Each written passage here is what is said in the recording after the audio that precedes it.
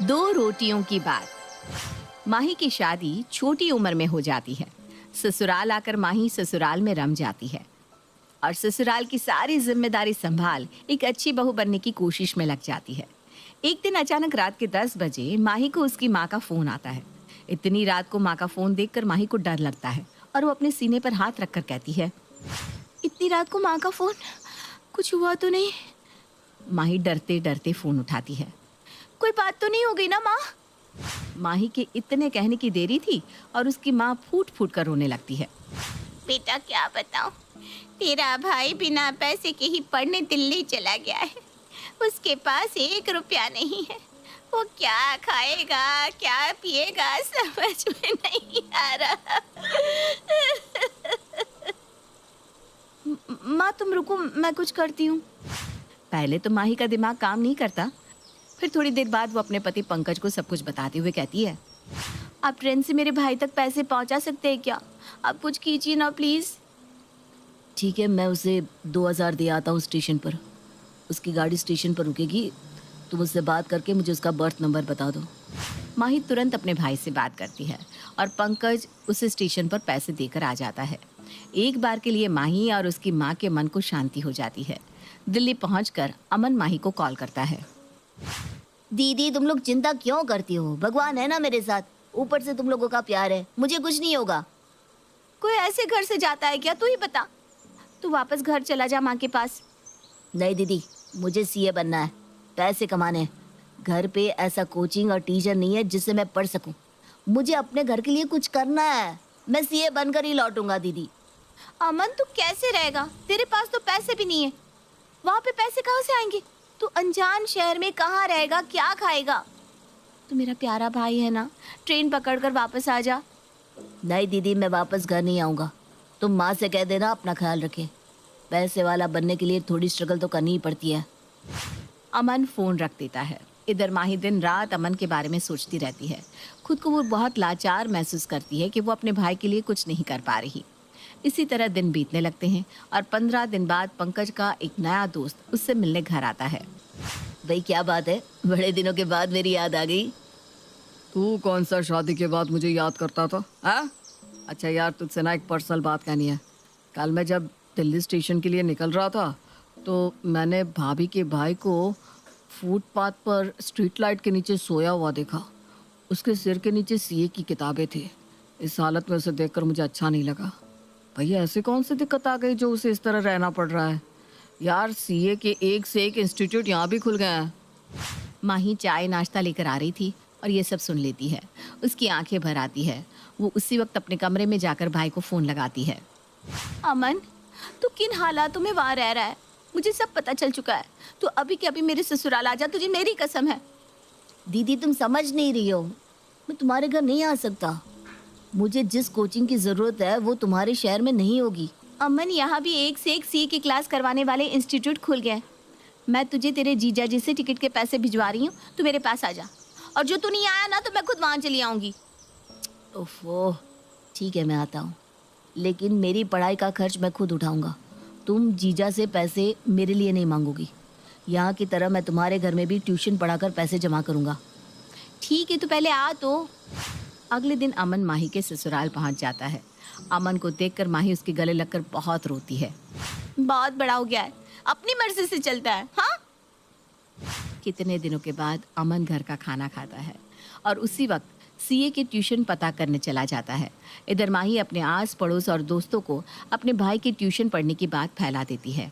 माही सभी को एक मैसेज भेजती है, किसी को भी अपने बच्चों के लिए ट्यूशन चाहिए मुझे संपर्क करे। मेरा भाई बहुत अच्छा टीचर है और वो 12वीं तक की क्लास करवाता है। माही के सपोर्ट से अमन को कुछ बच्चे मिल जाते हैं और इधर अमन खुद भी सीए की क्लास ज्वाइन कर लेता है। रात को खाने की मेज पर माही अमन से कहती है, देख मुझे सुबह कोचिंग जाने से पहले उठा देना, मैं तुझे नाश्ता दे दूंगी। साले साहब, किसी भी चीज़ की ज़रूरत होगी तो बता देना, अपना ही घर समझो इसे। जयश्री के कलीजे पर सांप लौटने लगता है। वो अमन से कहती है, कब तक तेरी पढ़ाई है? उसमें क्या है, जब तक उसे पढ़ना है पढ़ेगा। पढ़ाई कभी खत्म होती भी है क्या माँ?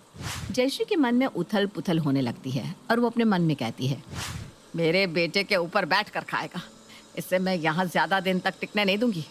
अगली सुबह माही 5 बजे उठकर नाश्ता बनाकर अमन को नाश्ता करवा देती है और उसका टिफिन पैक कर देती है।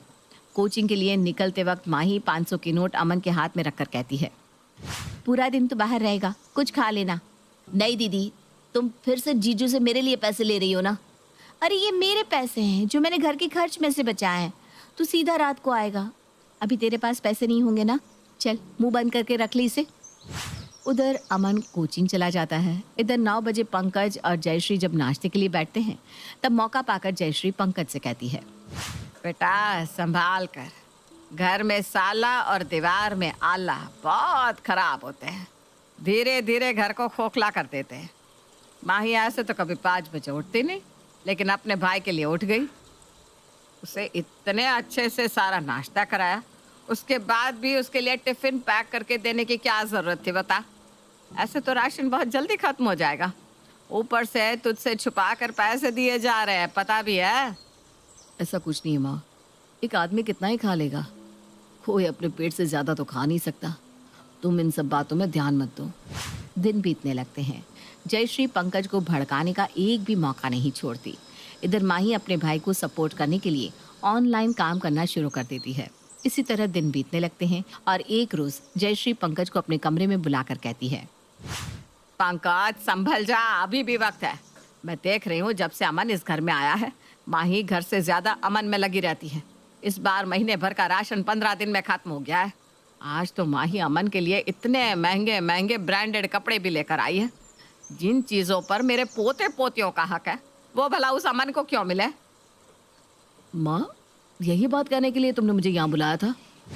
पंकज जयश्री की बातों को अनसुना कर देता है और इसी तरह 1 साल बीत जाता है। जयश्री के बर्दाश्त की हद पार हो जाती है और वो मौका पाकर पंकज से कहती है, 1 साल हो गया, अब ये जाएगा भी कि नहीं यहाँ से? तेरे सभी दोस्तों के बच्चे हो गए एक तुझे छोड़कर। जब तक अमन यहाँ से नहीं जाएगा तब तक माही बच्चा नहीं करेगी। अरे घर का खर्चा बढ़ता ही जा रहा है। जब देखो माही अमन को 500,000 देती रहती है। अपना कमरा तक साफ नहीं करता अमन, और तो और उसके जूते भी माही ही साफ करती है। शादी के बाद कौन अपने ससुराल को छोड़कर मायके वालों के लिए इतना करता है बता? देख लेना, एक दिन तू बहुत पछताएगा। आज तेरा साला आया है, कुछ दिन बाद तेरी सास आ जाएगी और तू कुछ नहीं कर पाएगा। इतने दिनों से जयश्री की बात सुनते सुनते अब उसे भी ये बात सही लगने लगती है। वो माही के पास जाकर उस पर चिल्लाने लगता है, तुम जब देखो अमन अमन करती रहती हो। अमन के अलावा इस घर में कोई और नहीं रहता क्या? तुम मुझसे अलग से पैसे ले लेती हो और घर के खर्च में से पैसे अलग से बचाकर अपने भाई को दे देती हो। इतना पैसा उसे किस लिए चाहिए? तुम मुझे रोड पर लाकर छोड़ोगी? लाखों खर्च कर दिए तुमने उस पर। वो तो लाट साहब की तरह रात को आता है और सुबह चला जाता है। बैठे बिठाए उसे सब कुछ मिल रहा है। आने दे उसे, आज नहीं छोड़ूंगा मैं। वापस फुटपाथ पर जाकर रहे। आप मेरे भाई के बारे में कुछ भी बोले जा रहे हैं। उसने कोई आपके पैसे नहीं लिए, वो खुद के पैसों से पढ़ रहा है। मुझे तुम्हारी बात नहीं सुननी। पंकज और माही में बहुत देर तक बहस होती है। रात को अमन घर आता है और कहता है, दीदी बहुत जोरों की भूख लगी है, खाना लगा दो ना। अमन हाथ धोकर खाने की मेज पर बैठ जाता है और पंकज उसी वक्त उसके पास लड़ने के लिए पहुंच जाता है।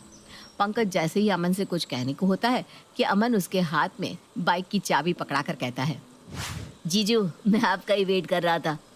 आज मुझे मेरी पहली सैलरी मिली है और उसी से मैंने ये बाइक आपके लिए ली है। मैंने कभी पापा को नहीं देखा, लेकिन आप में मुझे मेरे पिता नजर आते हैं। चलिए बाइक देखते हैं जीजू। अमन की बात सुनकर पंकज की आंखें भर आती है। तूने नौकरी कब पकड़ी? तू तो अभी पढ़ रहा है ना? जीजू जहाँ मैं इंटर्नशिप कर रहा था ना, वहीं मेरे नॉलेज और काम से खुश होकर बॉस ने मुझे जॉब पर रख लिया। पंकज अमन को गले लगाकर कहता है, तू मेरा बड़ा बेटा है, मुझे माफ़ कर दे अमन। मैंने तेरे लिए बहुत बुरा भला सोचा। अब तू कहीं नहीं जाएगा, यहीं रहेगा अपने जीजा के साथ। जीजू एक राउंड करके आए। अमन और पंकज बाइक से घूमने निकल जाते हैं। जयश्री के सारे किए कराए पर पानी फिर जाता है और अमन, माही और पंकज के दिल को और करीब हो जाता है।